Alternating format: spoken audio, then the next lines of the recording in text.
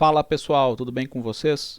No vídeo de hoje a gente vai falar aqui sobre Vivo Telefônica, código de negociação VIVT3, uma empresa aí gigantesca aí de telecomunicações, né pessoal? Se inscreva aí no canal, por favor, deixe seu like no vídeo, é muito importante. Eu compartilho aqui meus estudos com vocês, né, sobre investimentos gratuitamente. E em contrapartida eu peço aí que vocês se inscrevam no canal, que é muito importante para o canal, me ajuda muito mesmo, leva meu conteúdo para mais pessoas, beleza pessoal? Então vamos lá para o vídeo, sem mais enrolação. A Vivo divulgou seus resultados relativos ao quarto trimestre do ano de 2021 e é por essa razão que eu estou gravando esse vídeo aqui. Vamos comentar sobre esses resultados aí reportados pela companhia. A companhia reportou que atingiu a maior base de clientes da história da Vivo, né? 98,8 milhões de acessos totais, né, em linha com o propósito da companhia de digitalizar para aproximar, né. A base de clientes móveis atingiu aí 83,9 milhões, ou seja, quase 84 milhões de acessos, né, um aumento em relação ao quarto trimestre de 2020 de 5,4 milhões, né. E acessos pós-pago somando aí 49,6 milhões, ou seja, um aumento no último ano de 4 milhões e 800 mil, né? Ou seja, 59,1% da base total de clientes móveis, o que também é bem interessante para a companhia. Então, a gente vê que, o que esses números nos mostram aí? Que mesmo a Vivo sendo muito grande, que as companhias muito grandes, gigantescas, que têm um valor de mercado muito grande como a Vivo, elas precisam suar mais, precisam ter resultados muito robustos para apresentar um crescimento, né? Já que existe uma tendência maior de estagnação quando a empresa é muito grande. É por isso que a gente vê crescimentos assim muito grandes, de 2 até 3 dígitos no valor de uma cotação às vezes, né? Isso é mais frequente da gente ver em small caps, que são empresas menores. Agora, em empresas muito grandes, isso é mais difícil, né? Às vezes não tem muito para onde expandir. Mas a Vivo ela tem feito muitos investimentos em novas tecnologias, né? E tem traçado metas aí bem arrojadas para aumentar a sua base de clientes e aumentar os serviços que são prestados pela companhia. Então essas metas aí que foram traçadas pela Vivo, a gente vê que eles realmente estão no caminho certo quando a gente verifica que a maior base de clientes da história da Vivo foi atingida nesse último trimestre aí de 2021, né? Quase 100 milhões de acessos totais, base de clientes aí muito grande, crescendo 5 milhões e 400 mil, né, clientes, acessos pós-pago também aumentando, representando quase 60% da base total de clientes móveis. Então, resultados aí, na minha opinião, bem interessantes da Vivo, que mesmo sendo gigantesca, vai mostrando que tem sim para onde expandir e crescer. Aqui a gente vê alguns resultados aí que foram divulgados pela companhia, né? Receita operacional líquida no ano aí aumentando, né? 2,1%. Custos totais recorrentes também aumentaram 2,4% aí no último ano, né? Lucro líquido também bem interessante ali, o valor ali de 30% no ano e no trimestre, na comparação trimestral entre quarto trimestre de 2020 e quarto trimestre de 2021, a gente vê um lucro líquido ali que aumentou 103%, né? O valor que tinha sido reportado no quarto trimestre de 2020 era de 1 bilhão e 200 milhões e o valor reportado no quarto trimestre de 2021 de 2 bilhões e 600 milhões. No entanto, a gente tem que ter uma atenção aqui nesse ponto, né? É um resultado que chama bastante atenção e é justamente por isso que nós precisamos ter bastante atenção nesse ponto para não incorrer aí num engano, né, pessoal? Esse valor ele cresceu tanto aí, ele dobrou em relação ao quarto trimestre de 2020 por conta de um não recorrente, né? Então a gente vê ali que a própria companhia divulgou o que aconteceu, né? Basicamente, existia uma discussão no Supremo Tribunal Federal a respeito da inconstitucionalidade da incidência do IRPJ e da contribuição social sobre o lucro líquido sobre as correções da taxa Selic quando a empresa recebe devolução de impostos recolhidos indevidamente. Então, basicamente, como é que aconteceu essa discussão aqui, né? As empresas, devido à complexidade do sistema tributário, muitas vezes elas ingressam com ações na justiça questionando alguns valores aí que o fisco entende como devidos e que as empresas entendem como indevidos, né?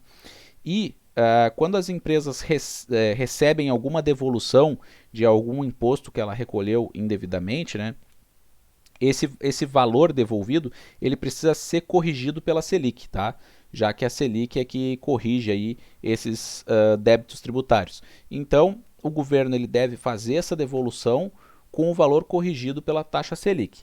No entanto, as empresas sempre entenderam que o valor referente à taxa Selic, e que muitas vezes é bastante significativo, porque nas discussões tributárias a gente está falando aí de 5 anos para trás, né? Então, muitas vezes esse valor referente apenas à taxa Selic, ele pode equivaler a 20, 30% do total do crédito, às vezes até um pouco mais. Então, esse valor aí da taxa Selic, as empresas sempre entenderam que sobre esse valor elas não deveriam recolher o IRPJ e a contribuição social sobre o lucro líquido. E foi justamente isso que a Vivo questionou na justiça também.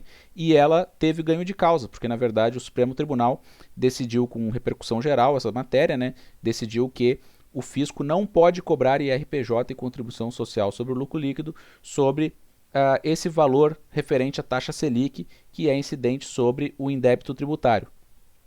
E em decorrência do reconhecimento desse crédito fiscal, né, foi adicionado então um valor bastante significativo ao lucro líquido da Vivo, né, valor aí de 1 bilhão e 400 milhões de reais, e é por essa razão então que o lucro líquido alcançou 2 bilhões e 600 milhões de reais, um aumento aí de 103%, ou seja, mais que o dobro na comparação anual. Então a gente tem que ter bastante atenção nisso aqui, porque esse lucro líquido não é decorrência de um resultado recorde da empresa na sua receita operacional, né? Não, na verdade o que aconteceu foi o reconhecimento de um crédito fiscal que é algo não recorrente, né?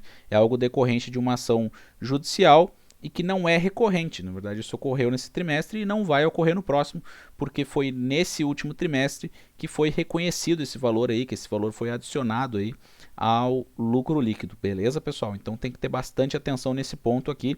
Sempre que a gente vê um lucro líquido crescendo bastante, assim, desse jeito, bastante significativo, aí, mais que o dobro, né? É sempre bom a gente ter um cuidado para ver se isso é algo realmente que vem da receita operacional, se é algo que vem de uma expansão que a empresa está fazendo, ou se é algo não recorrente, às vezes venda de um ativo ou o reconhecimento mesmo de um crédito fiscal, né?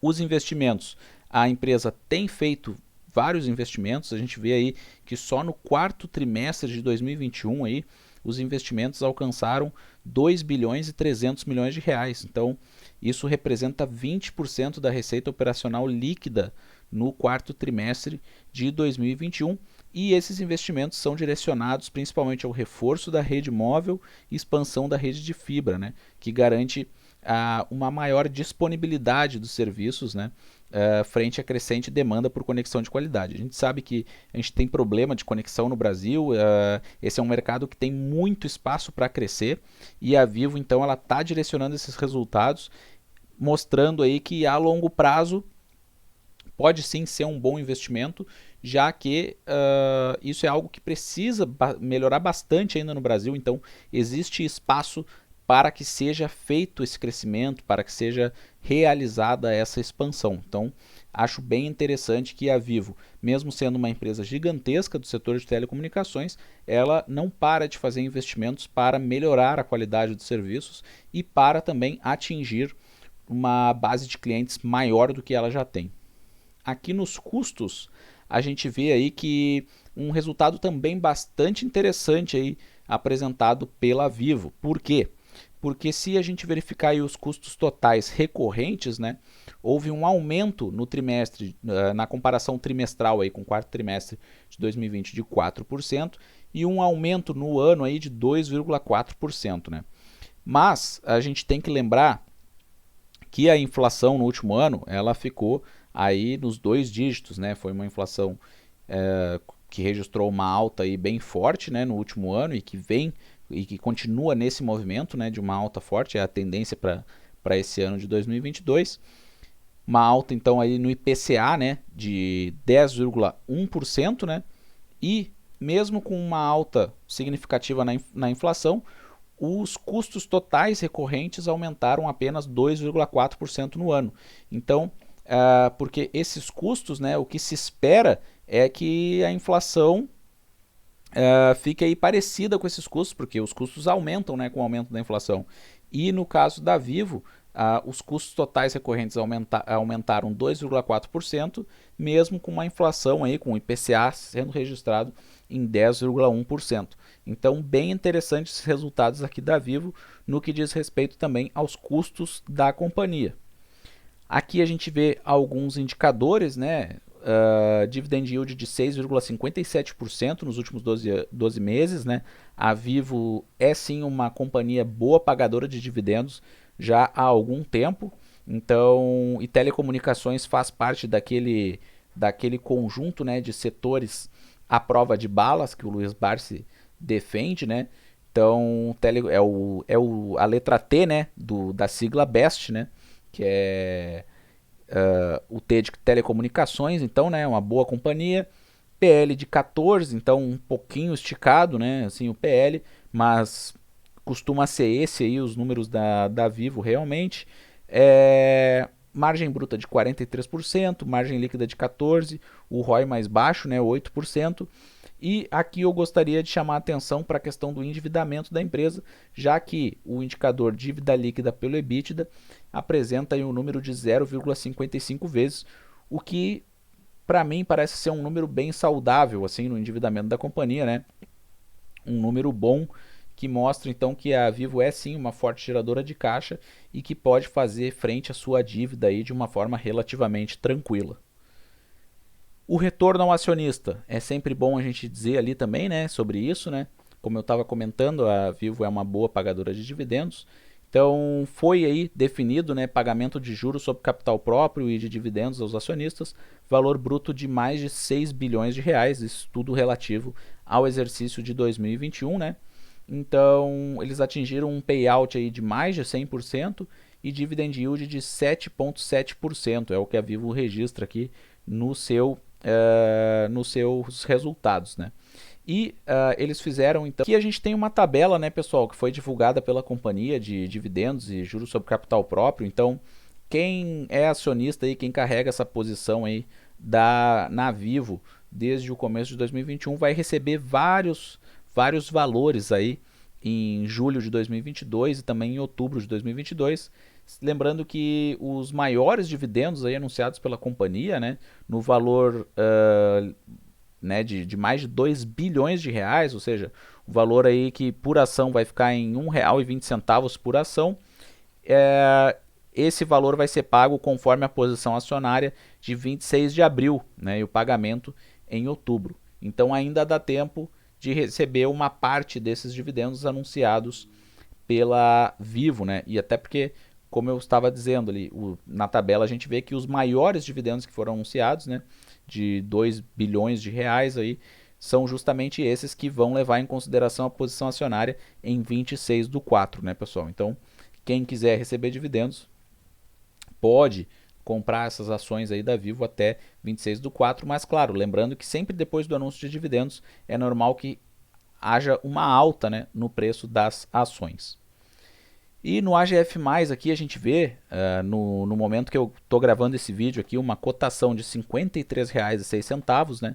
O dividend yield projetado pelo AGF+, é de 5,9%. E a gente vê aí a Vivo, então, sendo cotada a 53, fazendo aquela divisão por 6%, né, do dividend yield projetado, que é de R$ 3,12 por ação, a gente chega num preço teto de R$ 52,16. Então a gente vê aí que não tem margem de segurança conforme a previsão do AGF+, conforme a projeção, né, do AGF+. Seria uma ação aí que passou o preço teto. Então, se a gente for levar em consideração a projeção do AGF+, não seria uma ação para comprar neste momento, né? Mas lembrando que telecomunicações é um setor bastante resiliente, né? A Vivo, como a gente estava conversando aqui nesse vídeo, demonstra uma dívida líquida pelo EBITDA bastante tranquila, aí, um valor bem interessante, né? E também investimentos para o futuro, né? Aumentando sua base de clientes e melhorando a qualidade dos seus serviços. Então, pessoal, se você gostou desse vídeo aí, por favor, curta, né? Compartilhe, não perca mais vídeos como esse. Eu faço vídeos diários aqui no canal, então se inscreva para não perder mais vídeos como esse. Um forte abraço a todos e até a próxima.